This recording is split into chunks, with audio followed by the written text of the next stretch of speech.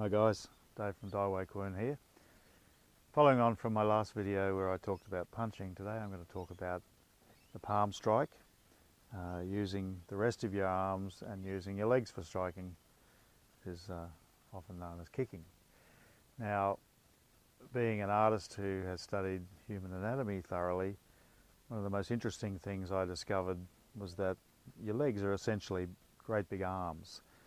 And when you study the bones and the muscles of the legs and the feet, you discover that the feet are essentially hands with a great big thumb sticking out the back, which is the heel, with an extra bone on the side there.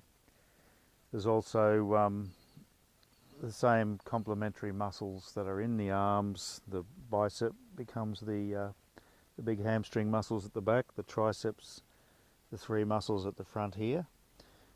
This flexor group that turns your arm like that, that's the calf muscle, and you've got like three big muscles run off here.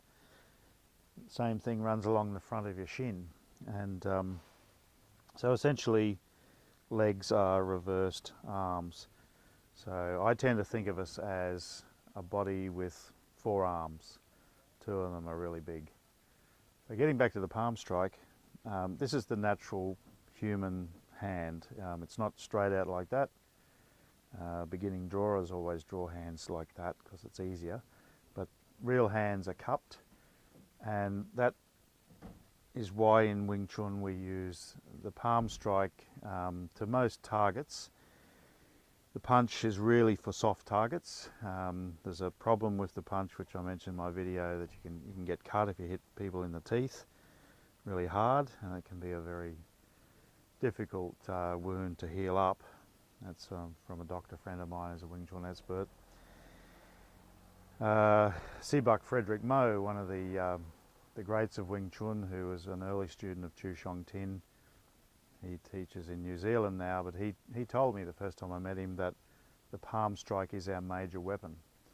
And once you start to learn the dummy, but even if you think about your Sun Im Dao, Chum Kyu and Bill G forms, it's all a lot of palms doing things, isn't it?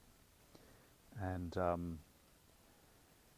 in the dummy form, we're using the palms doubly, two strikes, all sorts of things. So getting back to the palm, one of the most important attacks with the palm is to go for the point of the chin with the heel of the palm, not up here. This is the part that's in line with the bones, and this is like the same way we think about the heel of the foot. We kick with the heel of the foot in preference to the front of the foot, because the whole body weight's behind it, and it's bolstered by the bones being behind it. So the palm neatly fits. If you feel that on yourself or on your special other, you can feel that it just fits there nicely on the chin. And you hit somebody empty and light and fast, boom, like that, it's going to give their brain a good shake and probably knock them out. Okay, so the palm strike, very important weapon in Wing Chun. And when you think about all the other things we do, our arms and our legs become sort of like big swords.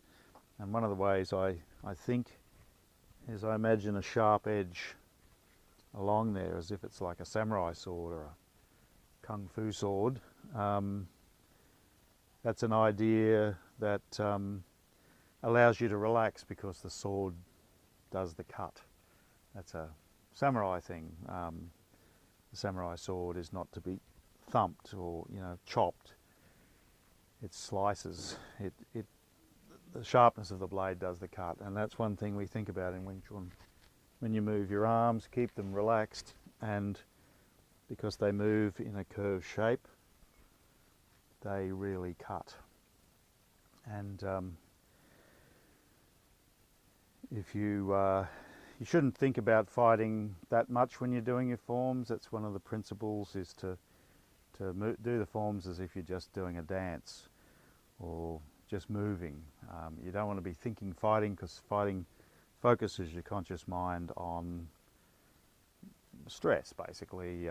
It makes you tense up, and that's the essence of Wing Chun, is how to become soft, how to stay like that in combat. So essentially, to be soft, don't worry. Don't worry, be happy.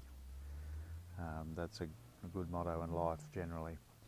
But yeah, if you think about all the movements, they're sort of essentially on the dummy. We have different movements like this, but they're all scything. They're sort of bringing somebody in. So we tend to focus too much on being accurate with our punch. I'll make sure I don't miss. What I love about Wing Chun is the way it feels is like you can hardly miss, because you're using your whole arm as a striking surface. You're always sort of just collecting them, and that's how a real fight is. If you've been in a real fight, I've been in a few in my time, they happen like that, often out of the blue. There's no time to think what to do. You just get in the way of your opponent. You just guard your centre line, go to his centre, get in his way, and these great big human swords will protect you. Okay, so that was palm striking and striking generally. And part 2 of this 2-part series, I'm going to talk about kicking. We'll go on to that now.